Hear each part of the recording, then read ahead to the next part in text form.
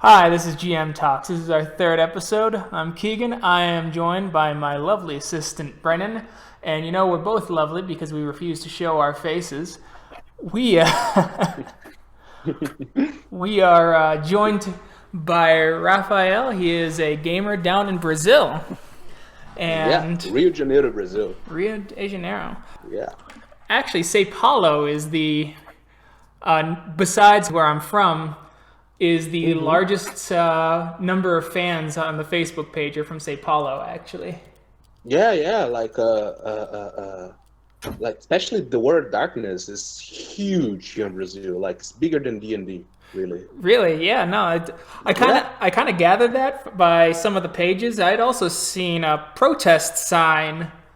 Oh, Yeah, I love the six fun. yeah, six or so years ago, where it was in Portuguese, wherever it dwells, Wherever it whenever it dwells or wherever it breathes. breeds. Yep. Yeah, 2013. I was on those. Yeah, as well. Yeah. Yeah. That's cool. Yeah.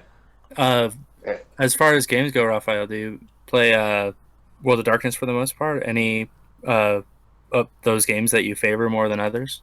Yeah, that's kind of a tricky question because I've been playing RPGs since I was 14. I'm 17, 20, I'm 27 right now.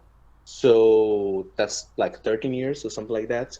And usually when I start to play with my friends, we used to have both homebrew systems and homebrew settings. So it took a long time until I actually start to playing RPGs from a brand. And I believe my first one was Vampire. Like most of the Brazilians, like most of the Brazilians that I know, they started playing RPG for Vampire. Because you see, the thing is, the reason why World of Darkness is way bigger here than D&D, as I said, is because it's mainly two reasons. First, in D&D, to play, only to play, you need three books, right? You need the player book, the GM book, and the monster book. And then also, a lot of those books they took a long time to actually be localized here in Brazil. To be translated to Portuguese and such. Hence, when the World of Darkness, especially Vampire, they they got here translated a little bit earlier than D&D, and you only need one book to play each game. Of course, you had modules, and most of them not even got in Brazil, but still, you only need one to play the basic game, and so that made it way more popular as well. Uh, in fact, D&D here only got a little bit more popular with fifth edition, and just to get this idea, fifth edition only got in Portuguese here. Uh, I think it was last year. Really? Wow. I did not know Yeah, that. yeah, yeah, yeah. No, they had like a kind of a mess with the when they were choosing the companies that would make the translation and such. So basically, it only got here in Portuguese last year. I know Goodman Games, they tried to get Dungeon Crawl Classics translated, and they did have it translated into Portuguese. I think last Yeah, year or the year before, but they had a falling out with the publisher down there because they didn't fulfill their obligations to their customers on Kickstarters and things like yeah, that.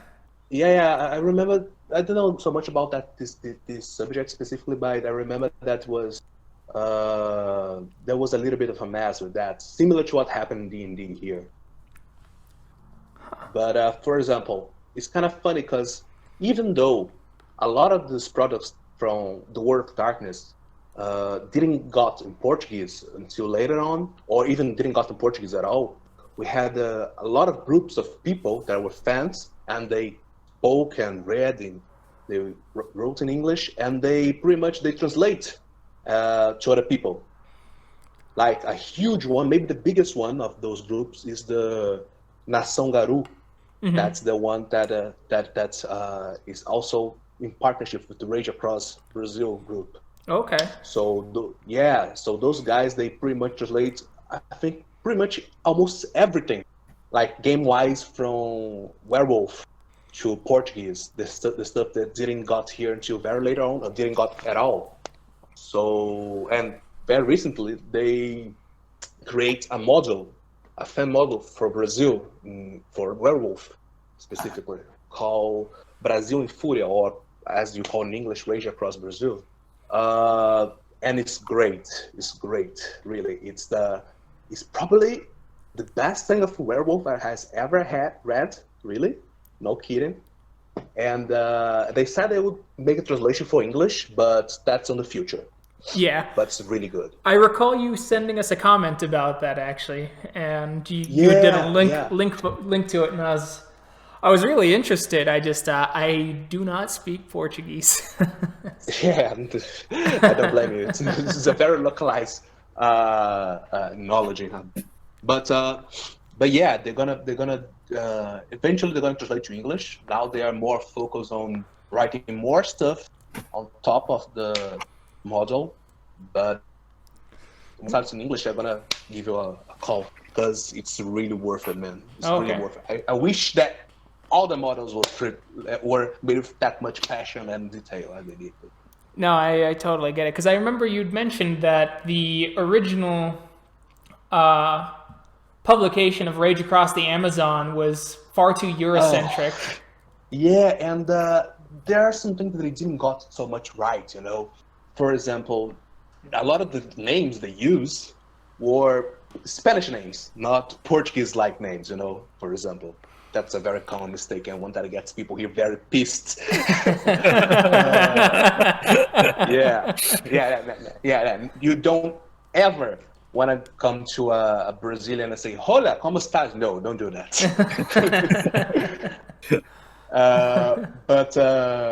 And some other cultural stuff like saying that the thing about El Dorado, that's not really a thing here. So, there's we're a little bit more toward north and such. And some geographic problems as well, like saying that I remember that in the Rage Across Amazon, there was an adventure that was in Rio, and the opening of the adventure saying that was this Garu, I think it was a glasswalker, and he had a house on the Corcovado Hill. That's the same hill where we have the Crested Zimmer. Thing is, that place is a preservation area. So I don't think that any Garu would build a house there. That's how you say in English, Cairn. Anyway. Yeah, Cairn. That's how. Trust us. We in English debate some of these pronunciations too. A lot. If you really want to play the pronunciation game, go play Exalted, and it's like, all right, here's about 4 consonants in a row. Tell me what his name is. Oh God. He was a god, so. Oh goodness. Oh. What you learn? Yeah, kind of like a Cthulhu old god type. Exactly. But yeah, no, I think I noticed a lot more World of Darkness groups in the Portuguese language on Facebook when I made the Bunch of Gamers Facebook page, and noticed outside of America, Brazil is the largest country that follows us, actually. Yeah, I'm not surprised, really. World of Darkness is really loved here, especially Vampire. People here are crazy about Vampire. I've known some people that they play Vampire for those old 20-something years, and they pretty much they pretty much live Vampire. When I say that, it's almost like a style of life for those people. It's pretty amazing. There's certainly an aspect of that in America as well. I do know that there's a lot of vampire players, more vampire players than any other line here in America as well.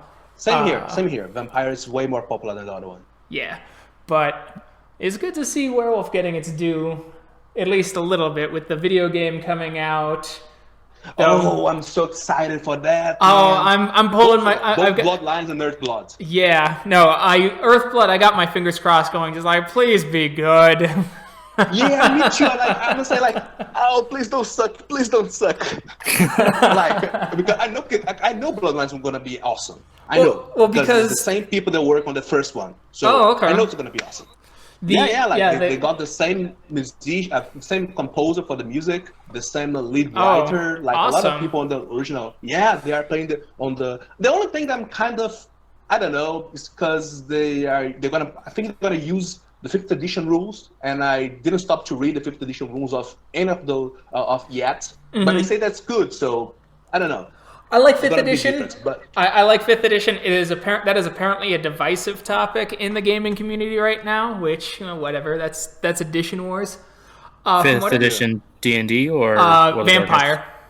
Yeah, okay. 5th edition Vampire. Yeah. Gotcha. 5th edition. 5th edition as well, if you think about it, because it's also very divided topic. Well, no, that was 4th edition for D&D. 4th edition was the contentious. I think it's unanimous that no one likes 4th edition. I don't think I have met someone that likes 4th edition. I have. Although I do reckon that I had some good ideas and some topics, like some mechanics that I use when I'm GM or TM in this case. But like for example, the idea of the how they call that mechanic that you had like a lot of small goons with just 1 HP. Oh, the minions? Yeah. No, I steal that too. I steal that too. Yeah, I like it. I like that. But overall, I think the overall was all pretty much like people said. It sounds like a electronic RPG sometimes. Mm-hmm. But yes, you're saying about the 5th edition for Vampire. Oh yeah, there's a lot of people who shit all over 5th edition. They're like, they changed all this lore and all this and blah blah blah, and you have to. Being hungry as a vampire might mean that you critically success and something still goes wrong, or they made all the superpowers kind of weak, and it's like, okay. And if that's not your thing, fine, man. Like, if you like V20 more than V5, that's a personal preference. I get that. Or if you thought like the lore didn't click with you, sure, okay. But to say that it like destroyed or killed the spirit of vampire, I think that's I think people sometimes go overboard with this kind of stuff. I've known people that they don't like anything beyond the 2nd edition. But yeah, like one thing I know about the 5th edition is the lore. Worldwide, I know very little, but the lore, I like it. In fact, like people discover vampires, that would eventually happen, Mm-hmm. and they now they are suffering for the stuff that they always say that they would suffer eventually. That's that the people who hunt them, like the king counterattacks, and that's like a promise, like the apocalypse, like the Gehenna. It was always a promise that this shit could happen, and this is a promise they can fulfill. Because the apocalypse, the Gehenna, they can't. Otherwise, they don't make money anymore. Yeah, exactly. What I really like for 5th edition mechanics-wise is Thin Bloods are actually fun to play. Oh, really? Yeah, they're very fun to play.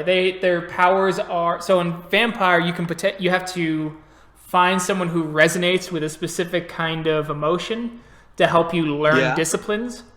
And certain people have potent blood that gives you access to disciplines temporarily.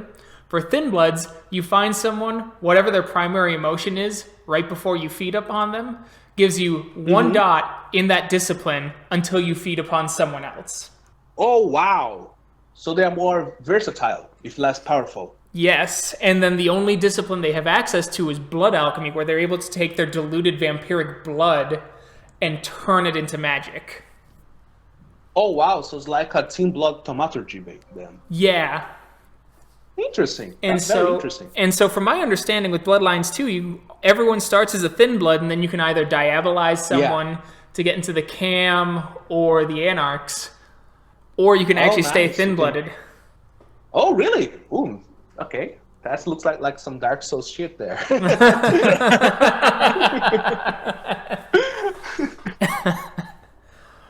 Wow. Okay, that's interesting. So, so that's what I say. I know that's gonna be good no matter what, but unless they screw up with the engine itself, what I don't think is gonna happen. There's a lot of money on that, but Earthblood, man, I'm kind of divided since the beginning because I think that like I've gone reading the news, and I like some stuff, and I think some stuff strange, but it could work if they were done right. For example, the fact that the main character is a Ronin, Yeah, I kind of dig it. I just wish that it gave you more control, like it being an actual RPG, like Bloodlines, where you got to choose. Yeah. Like even Your if people, character. even if people were just locked into Hamid, which I would get, is getting to be able to choose your tribe or anything like that, rather than generic hero. At least, or at least the how to call that in English? We call auspicious here. Auspices, yep. Yeah. So sorry, I didn't read the books in English still. But so all my ideas are still in Portuguese, the main. Totally fine. Word. But if you at least could choose that, and also I don't know, I read that the game is going to be kind of hack and slash. What I think it could work for Werewolf, really. Yeah, I agree with that. But I don't know how they're going to deal with the gifts, especially the more spiritual side of the stuff, Yeah, that's the kind of hopping between the physical and the Umbra. Yeah, exactly. I don't know how that's going to turn. Being a hack slash, I believe the game's going to be pretty much linear. So maybe there are going to be times that you're going to play in the Umbra or play in the physical world. And I get that for a hack slash. That works for a hack slash. But I do want them to approach the spiritual topics and stuff, because that's a werewolf, man. Werewolf, not just punch. Yeah, agreed. And since you're playing a Ronin, you already won't have the political side. So at least you need to have the spiritual side of the stuff. Maybe do some quests for some spirits or this kind of stuff. Get some gifts, Yeah, I actually. Speaking of hack and slashes that let you to jump between worlds, were you ever familiar with the Soul Reaver series? I don't know if that ever made it to Brazil or Portugal. Yeah. Let me tell you something. PlayStation 1, and then PlayStation 2. PlayStation 1 had a competitor here that was Nintendo 64, but PlayStation 2, oh my God, it was the thing that every boy and girl had in their homes here. And because it was so, the thing is, one thing you also need to consider when you talk about big stuff in Brazil is that a lot of stuff don't come in here, and when they come, they are expensive. So not everyone has access to. So what happened with the PS2 is that they unlock the PS2, and you could pretty much buy pirate games for like $10, and so people would have like 20, 50 games back on their home. It was like everyone had their shooters, their soccer games, and such. I was the one that back in my day, I didn't have the money even to unlock the PS2. So my PS2 still exists. It's unlocked. I only had like 1 or 2 games, but it was amazing. It was like the golden years of video game here in Brazil, really, the PS2 era. Yeah. But that could add mechanics, right, though? Being able to jump between Umbra and physical world to solve puzzles in between hack and slash sections. Yeah, I think that could add it as well. And even to the hack slash mechanic, let's be honest. Like, let's say that you are facing a Fomori and in the physical world, and then you go to the Umbra side and attack the spirit itself. I don't know, maybe something like that. Maybe in some boss fights that could happen, I like but that. Yeah, I'm like, please don't suck, because the small teasers that are like showing are great.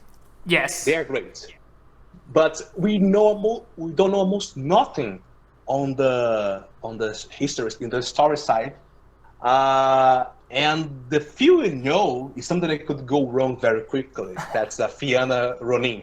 Yeah. So that looks like more like a Get of Families of America for me, honestly. But good, I look at a guy and I say, okay, he's a biker for a Get of Families gang, basically. The type of people that makes my vampire cross the street. But okay, let's see how that goes. Yeah.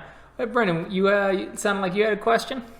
Yeah, This is Earthbound, or Yeah, when's it set to Is Earthblood release? or Earthblood? I think it's Earthblood. Earthblood, right? Earthblood, yeah. Yeah. Okay. We got the internet. Uh, I believe they would yeah, Earthblood.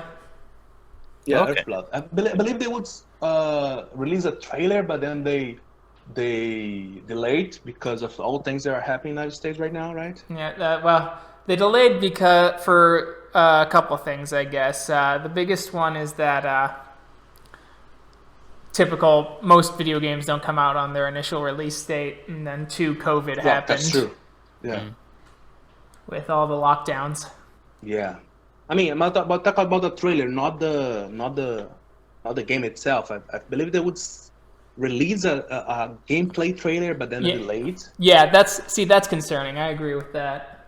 Yeah, but I mean, really, I'm totally okay for a game being delayed if it's gonna be finished, because I remember that I think it was around the 2015 to 2014 that a lot of games were being released obviously unfinished. Like we have countless of them. Like for example, the last Metal Gear, not the zombie one, but the actual last Metal Gear. Yeah. Like it was half finished. Like, and a lot of other games were being released like that. So for me, if they delay the game, but in the end of the day, they deliver a finished product, for me it's okay. Yeah. Like I just don't want to play Fallout 76, you know. To go back to RPGs real quick, what games are you running right now or playing in? Yeah, so I'm playing right now Vampire, the 20 years edition. Set on Rio, in fact. A friend of mine that I didn't talk for a long time said he needed a player, and said, okay, I'm in. I'm currently playing, but now I'm kind of freeze because, you know, the quarantine and such. Werewolf game as well. And GM, I'm gonna start to GM Mage game. Also set in Rio. Yeah. Braver man than me. and I have the plays and such, just, you know, finish one thing and another there.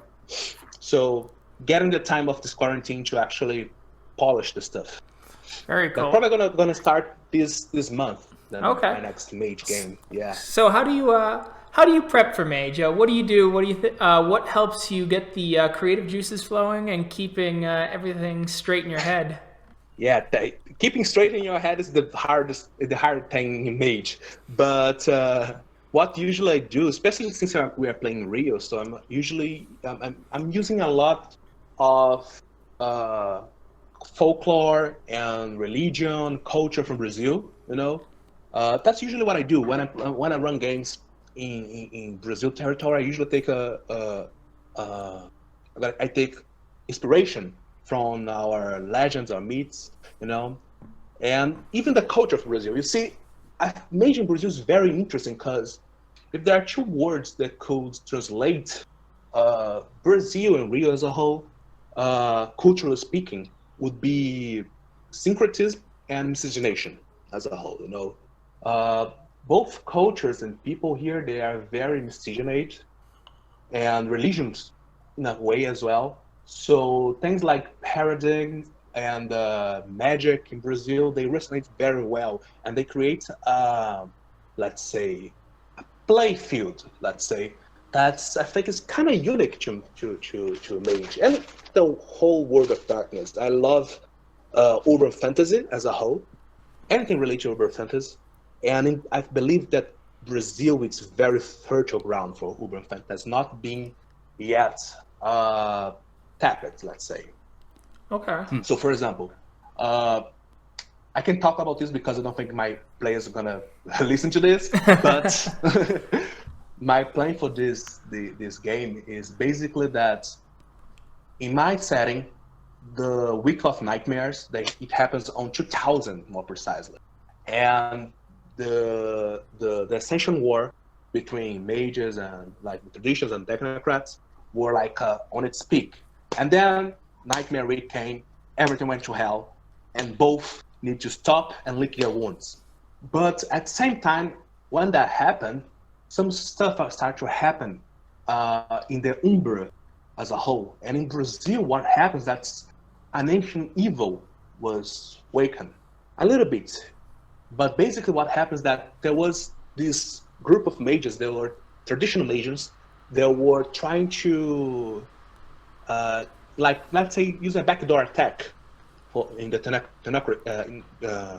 on technocracy. But then they were in the Umbra in the exactly moment when the Avatar Storm happened. Okay. So they were pretty much ripped. One of those mages, he started to, during the chaos, started to listen to a voice like calling to him and saying that if he wants to be safe, he should come with this voice. So he went. Turns out that this voice belongs to a corrupted Mokolé called Anhanguera. That's the name of myth, like a legend from our native people here, like an evil spirit that at the same time protects the forest and such. So basically, this Mokolé was a very important one because he was also more half spirit than the rest because he was the direct son of Helios that was conceived here so he could fight a colonizer that came here, tried to settle this place, a Portuguese colonizer that was a vampire, a La Sombra vampire of like a fourth generation, like a very, very strong guy. So he won, and he sealed the guy, but he was corrupted by the worm. And but he didn't have a physical body because himself was also destroyed, but his spirit remained. So he pretty much united his existence to the mage, and they became one. So he's like a Fomori and an Efanzi in just one thing, like just fun, you know. Mm-hmm. And basically he started to, over the years until like nowadays, he started to recreating like let's say like voodoo dolls of shards of spirits of the other mages, and like creating bands kind of, and he released them. The idea is that they need to hurt the spirit of the city of Rio. So this way, the protection that the city has over the city itself is going to be weakened. And doing that, he wants to open a portal directly to Malfeas in the bay of the city, and well, raise hell. Of course, everything started when a technocratic agent is murdered together with elder of the traditions of the city. So both the technocracy and the tradition, they were like in a ceasefire, have to come with agreement and investigate this and try to find this before hell happens. And all of this happens during the week of Carnival, when in my setting, the Golland is already weaker. So yeah, that's how I do this kind of stuff. Take a little bit of history, folklore, and mix up. That's mage for me. Okay. Sorry, I talk a lot. Oh no, you're fine. I really like having Carnival as like a backdrop. That just seems like it'd be a fun environment. Yeah, but that's the thing. Carnival is chaos, man. Carnival is chaos, let me tell you. And I know that both for living here and also being a tour guide. So it's like the whole city stops, everything like pretty much closed. And you have the parades, the big parades on the Carnival, the ones with the big floats and such.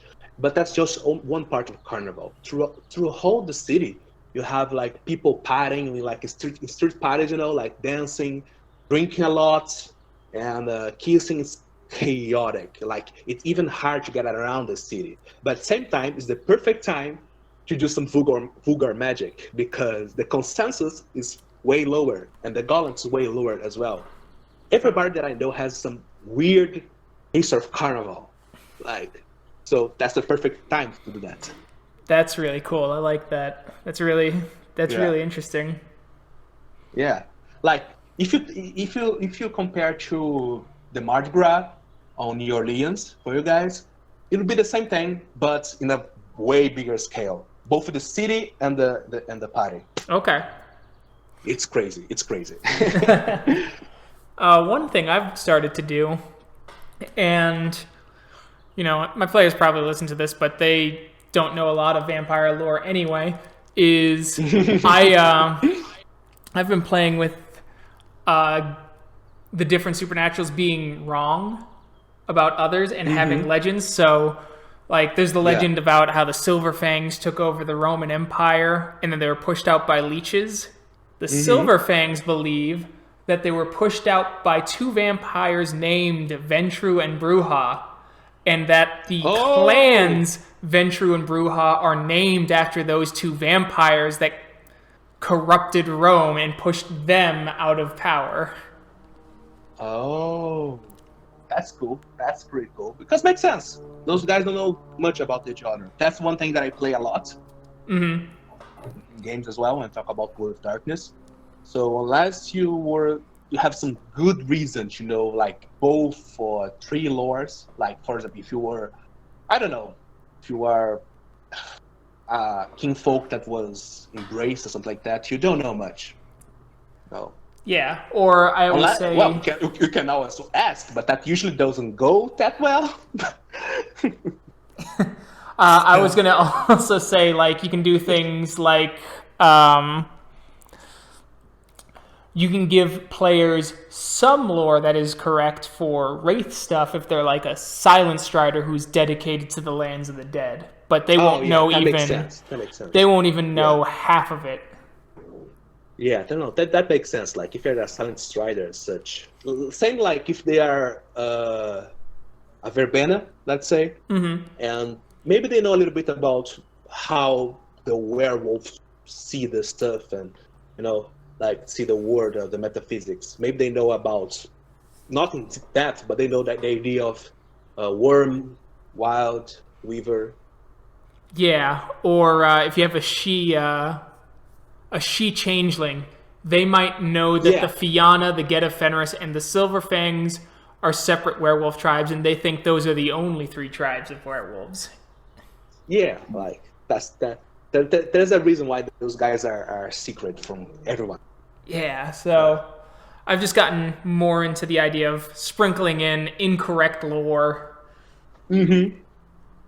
Like, and also, again, sorry for turning back to Brazil, but for example, I also find that, for example, the kindred of Brazil, they would probably believe that, and they probably would know that, while others not, that there are others where beasts, let's say.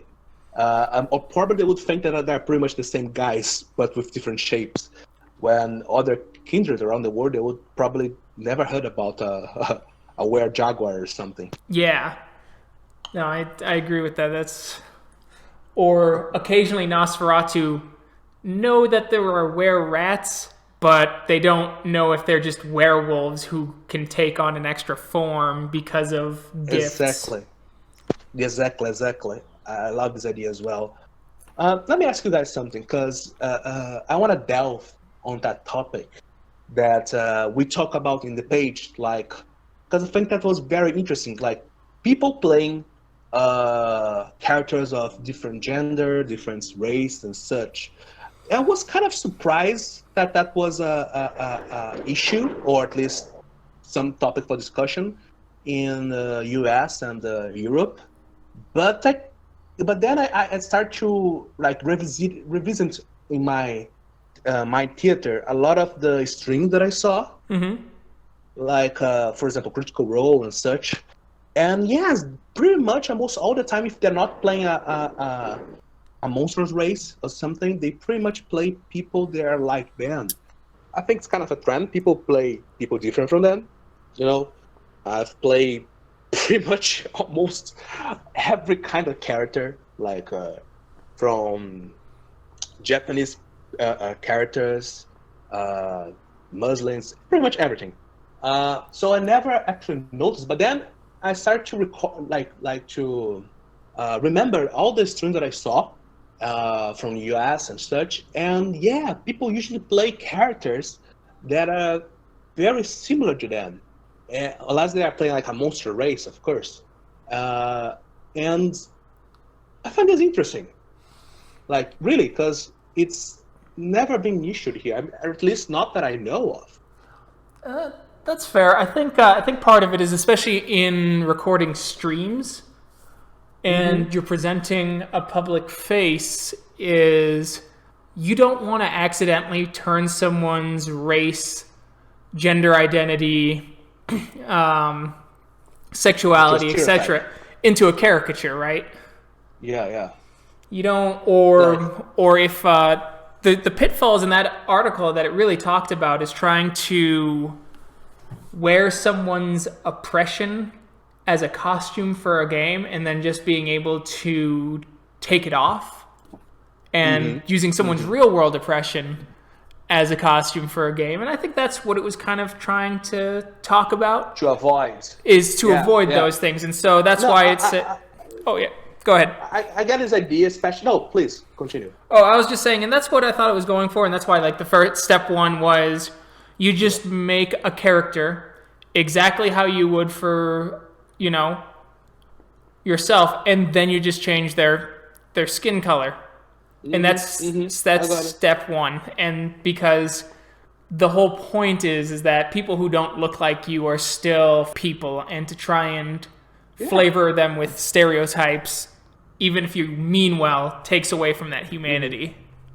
You'd say that the problem then would be the stereotypes themselves. Yeah, I would say certainly that's a big part of it. Yeah, because that's the thing. Like usually, as you said, that's how I use it. I used to do like characters, like they are different from me. Like I said, oh yeah, I forgot to tell this, but one game that I also love to play, and it's also paused because of the quarantine. It's Legend of the Five Rings. Oh yeah, I love that thing. Wow. But yeah, so Legend of Five Rings, everybody's pretty much Asian. Like some like flavor of Chinese, Japanese, but pretty much everyone is Asian. Of course, in my mind, I always picture people like animing every time I play any kind of RPG. In my mind theater, everybody's an anime. Blame my first game master for that. But no, I think I get the issue. It just, for me, just curious, because again, I never heard about this kind of thing here in Brazil. I think probably because, although there is, as I said for you guys, we are very miscegenated people. So although there is a issue with racism and such here, it's not as bad in the United States as I can see. It is still issue here, but not. I mean, it's not as. Ooh, that's hard to explain. It's not as aggressive, let's say. No, it is aggressive. It's not as exposed, let's say. Like okay. But so maybe that's why I don't see that much here. But again, I find this very interesting. You can, if you do your homework, all right, as I usually do when I build my characters and NPCs and such, I believe this can actually be a very interesting experience for empathy, like, for example, if you start to play, as I said I did, as a Muslim character, and you actually do your research and understand how the head works, pretty much like an actor work on their, I don't know how to call that in English, here they call the lab, but you could pretty much do a exercise of empathy, You put can. yourself in someone else's shoes. We had talked about this in our first episode, actually, is that can be a thing, but I don't think by definition role-playing, even well-researched role-playing, is necessarily virtuistic. And that while it is true, of course. But if you, even for a moment, think, if I showed this portrayal of a Muslim to someone who is a Muslim person, and you feel uncomfortable, you may want to either. No, of course. Yeah, Of course. and that's more the thing, and that's why it's that article is very good in saying, like, if you played someone of a different religion, you just say that you're going through their sacred, prayers. You don't actually memorize the prayer and say it at the table. Of course, I got idea. Oh yeah, and that's the article. Religion really. is always like a difficult topic to talk about, but I get idea. Yeah, and it's just and that's what the article really lays out is just you want your world to feel diverse, especially in a World of Darkness game. It's just that there are pitfalls you can. Yeah. There's pitfalls you can fall into, and you should be aware of those pitfalls. You're almost guaranteed to fall into them because we all have blind sides and our pre-generated ideas about people.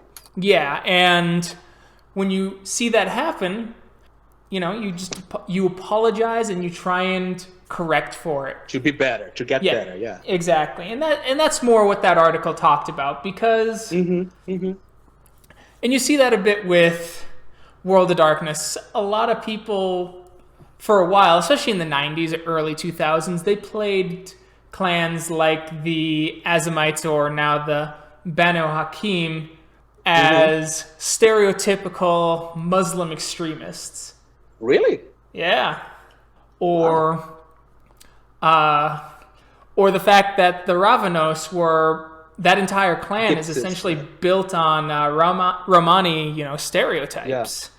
Yeah. Or like the teeth, the rug. Yeah, that's an issue. There's a lot of issues in that in the early World of Darkness. When you think about it. And the older and younger brother tribes in Werewolf, that they used sacred terms essentially to name the tribes. Yeah, many from my I speak to a great creator, and I hope I can get him onto this program sometime. Josh Heath.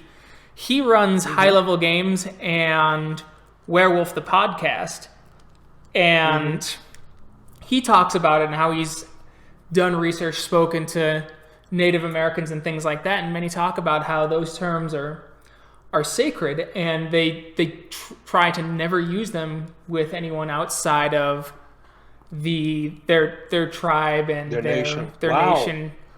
And so the fact that it's just used is in a very mundane, very secular way. Yes, and then the other one is the term metis. Actually, metis is actually originated from a derogatory term from, I believe, Canada to call someone that if they are Native and European mixed.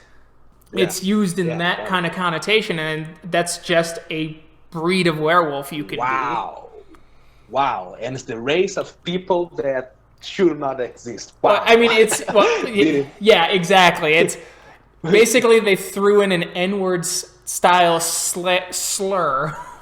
Totally. Yeah, and wow. Yeah, so. Wow. I didn't know that. You see, that's why I love this kind of talks. But yeah, wow. Yeah, and the mage itself, it's a big problem how they dealt with that as well. And that's why I appreciate Mage 20. They actually changed a couple of the tradition names to better reflect the cultural origins of those. Yeah.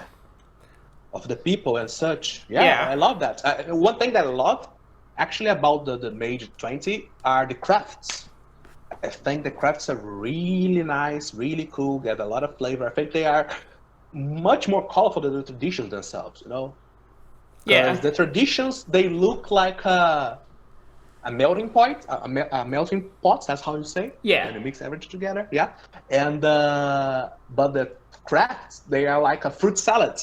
You got what I'm saying? They tend to be more respectful than traditions as a whole, because they were created later. And they tend to be way more flavor and inside themselves. What I also like as well, again, made like real traditions of magic that feel real, And I do like that a lot of some of the tradition mages, some of those specific traditions, they're with the traditions because they just happen to be the best options, even though those traditions have historically marginalized them. But Yeah, it's not the exactly. same level of marginalization and colonialism that is now associated with the technocracy. And the technocracy has Yeah. now definitely been become more allegorical to colonizers. Yeah, I feel that as well. I think that actually I see still a lot of the technocracy as like when you play a technocrat agent, I feel like you're playing the allegory of the good cop in a corrupt system, and when you're playing against them, you just see the system. You don't see people. You see the glasses and the suits, and I like. I mean, it's horrible, but I like the the idea that that's mage. You know, everyone is a human. That's the idea of mage. Yeah, Everyone is a human. absolutely. It's about humanity trying to become better. Yeah, basically. But Yeah. no one agrees how that. So and that's pretty much the real word. Yeah, exactly. Yeah, but so that's why I think that mage of all the games of the World of Darkness, especially the big three, I think that's all of them could be very touching and very empathic. But I believe mage has a base for that that's way deeper than the other ones. I believe that you can pretty much create a better connection with a mage than a werebeast or a vampire, because in the end of the day, those people are red monsters, but the mage is trying not to be one. Yes, I can agree with that. Yeah, but yeah, like I like this idea of the technocracy as the colonizer as well. I see a lot of that in the Order of Hermes, because in fact I've already in my games, one of my GMs they play like this. That I was playing once as a Magus from the Order, and one of the things that I did was to go to South America, and pretty much he showed, look, my master in the game, like my pater. So see all this kind of shit here? Yeah, we did that. We need to be better than that. That was not the technocracy. That was us. And I like that because a big one is that, the flaws of werewolf, right? That they have been colonizers, and their colonization has helped the worm in many ways more than it's harmed it. Totally. Yeah. I think the more clear example of that were the wereboars. I don't remember their name right now, but they are pretty much the guys that would eat the worm and purify the land. Now, oh yeah, they were made for that. Let's kill that. Like Yeah, and now they're the skull pigs now, or at least heavily hinted that they're the skull pigs. Yeah, like Degaru, I like them because they are flawed. They will not be as nice protagonists if they were not that flawed. I like they are I like they are hypocritical. I like that they are self-righteous, because that's the World of Darkness after all. Our heroes are also monsters in the end. So, and when you talk about colonization, I think we can see a lot of that also in the Rage Across Brazil that they made. Because you see, one issue in having a game of werewolves here in Brazil is that there are no wolves in South America. We have a creature that we call Lobo Guará, or the Guará wolf, but it's more like a coyote than anything. What explains a lot how people here in Brazil behave, if you know the Nuisha. But we they don't have wolves, and they take the colonization aspect in the making of Brazil and they put it together with werewolf. Basically, they say that the pure tribes, some of them had, specifically the Uctena, they had some connection with Brazil already. They have barely been here, but the other ones, the European ones, they came here and they started to settle with their kinfolk. In fact, their kinfolk came here and they follow. And one issue that I found was that since there was no wolf here, there was no reflection of them in the Umbra. So they could not form cairns here, and they could not extract the gnosis from the Umbra from here. So that was a huge issue for them. But then, basically, one Garu found, he kind of bought, let's say, a secret ritual from the Korax from here. A ritual where they would bury a secret, and with that, get another secret unburied. And what that guy found was the 5, what they call in the book, the 5 wolves of Loom. They were like 5 wolf spirits that were released in the South America Umbra. And because now they had these spirits, they could actually create cairns here or establish cairns here and take gnosis from here. So what they did with that knowledge, they start to hunt down the Bastet and the Mokolé and drive them way further in the inlands. Basically recreate the Rage War here. Yeah. That's the Garu.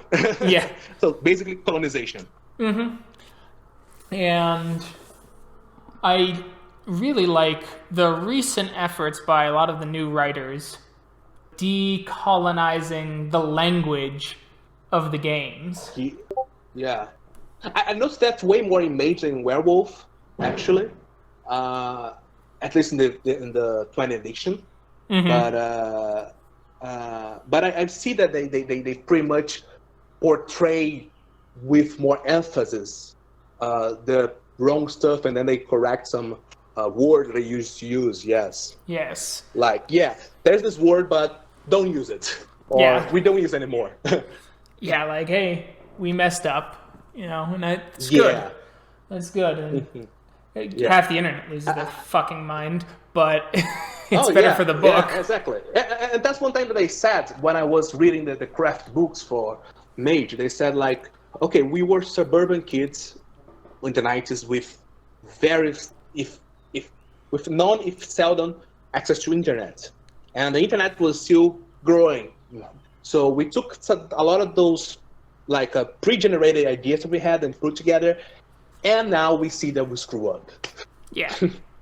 So they did we could call here in Brazil mea culpa. My blame, my guilty. Yeah.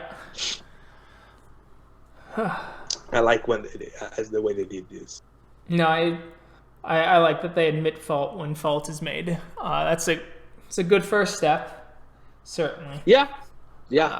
I as a whole, I like their position as a company. Mm-hmm. They pretty much respect the people they are dealing with. Yeah, they certainly try, it seems, these days, especially because they have a fairly diverse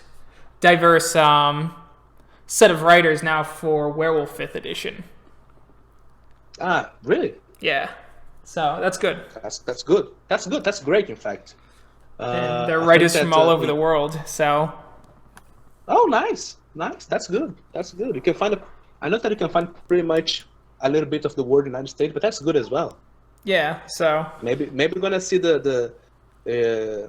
I talk a lot about the Rage of Brazil, but there is a material for Rio de Janeiro that was created also by a fan called Rio by Night, mm-hmm. and that the White Wolf made it canon. In fact, I believe you can find it in English. In fact, in the Storyteller Vault. It's very interesting. Yeah. So I have a question for you. I just thought about it, actually. Since you're following our page and all that, what would you? What have you found to be the most surprising aspect of American RPG gaming culture that you've seen through our page? Oh, interesting.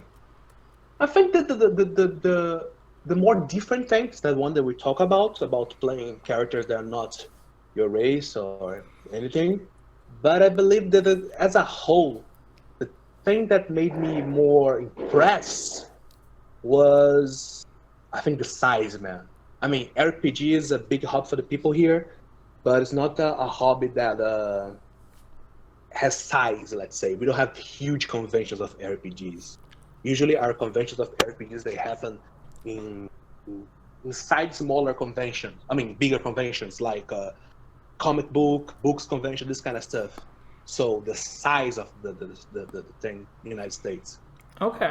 It's huge. It's huge. Like compared to Brazil, even like geek stuff as a whole in Brazil, is nowhere as big as United States. I mean, again, in size, we have a fan base here that is also big, but we don't have a lot of events.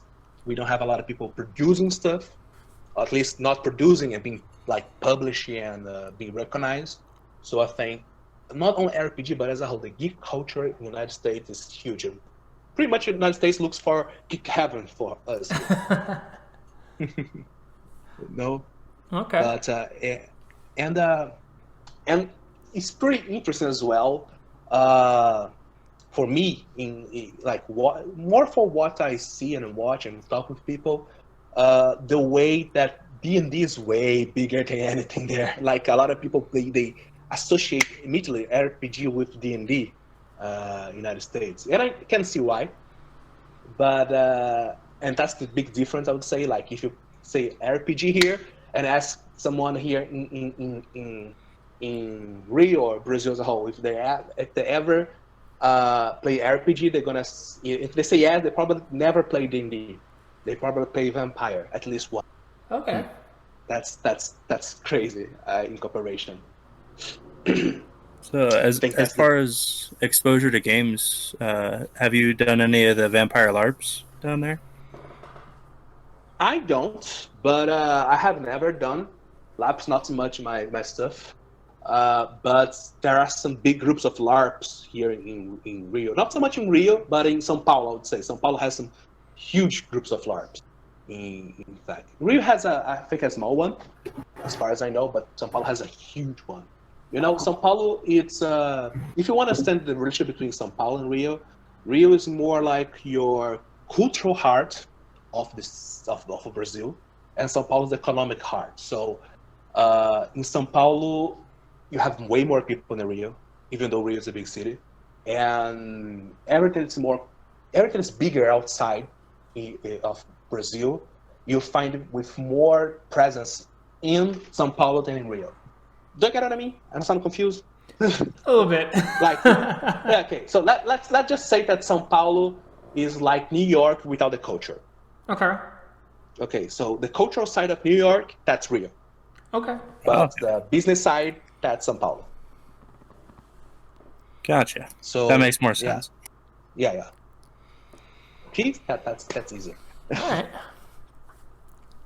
What is the one thing then you think, or one or two things you feel people should know about and appreciate about RPG culture in Brazil?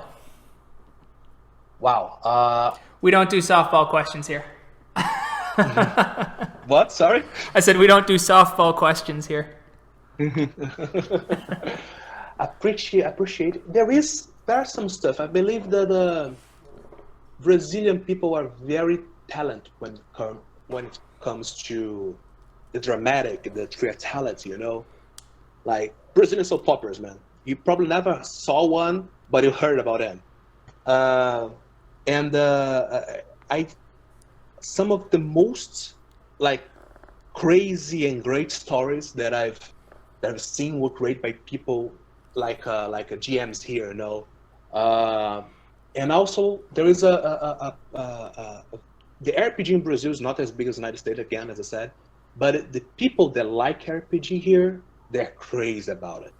And I would love to see these people treated with more importance by the industry of RPG, like seeing more games being brought here and with a better price, because sometimes the game stuff localized, like the language, and the price is pretty much the same price in dollars, if not more. Okay. So yeah, so I think that's an issue that should be fixed. I hope someone Wizard is hearing me right now. I'm sure one of our 6 followers on Podbean or one of our 76 followers on YouTube is part of Wizards of the Coast, and they'll get back to you. I hope so. They're a big company. But and I think that one thing that the people should, in terms of RPG, especially urban fantasy, people should try to research a little bit about the spooky here.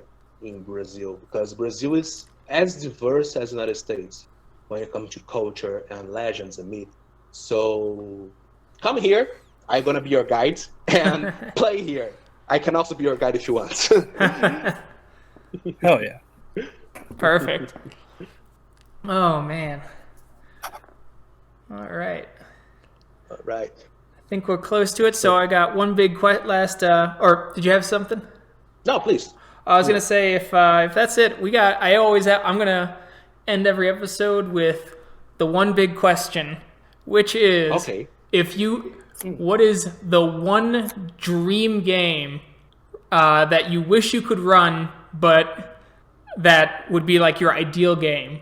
If you had the perfect players, the perfect amount of time, as many days as you needed to run, what would that game look like? I need to think about that a bit. Man, I think that would probably be something. Related to urban fantasy. To what? I believe. To urban fantasy. To urban fantasy. Maybe Okay. some cosmic horror in that, because I'm also I have a soft side for Cthulhu in my heart.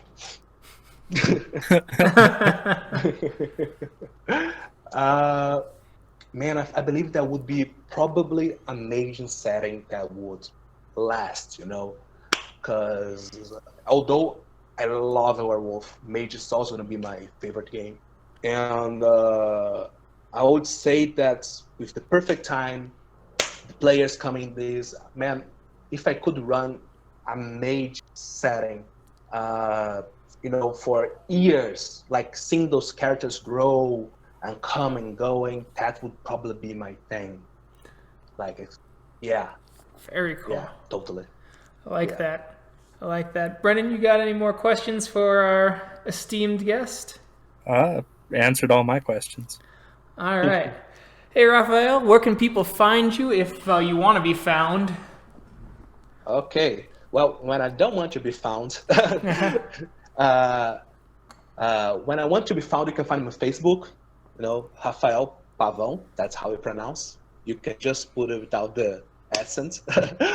But Rafael, as you say, without the H, Pavao, Pavão, means literally peacock. And if you want to DM me, please do it. I love to talk to new people, especially about games. And it was a pleasure, guys, really. If you want to come again, would be more than happy to. You guys are awesome. And keep this book alive. Thank you very much. Hell yeah. So I'm going to be signing out. We've got myself and Brendan. And you can find us as a bunch of gamers on Facebook, YouTube, and Podbean. We are also found on Apple Podcasts. You can also find our Facebook group. We like to post memes. You'll never find me on Twitter. I find it a cesspool. Thank you, everyone, for listening. We'll see you later. Catch you next time. Bye-bye, guys. Bye. Keep safe. You as well.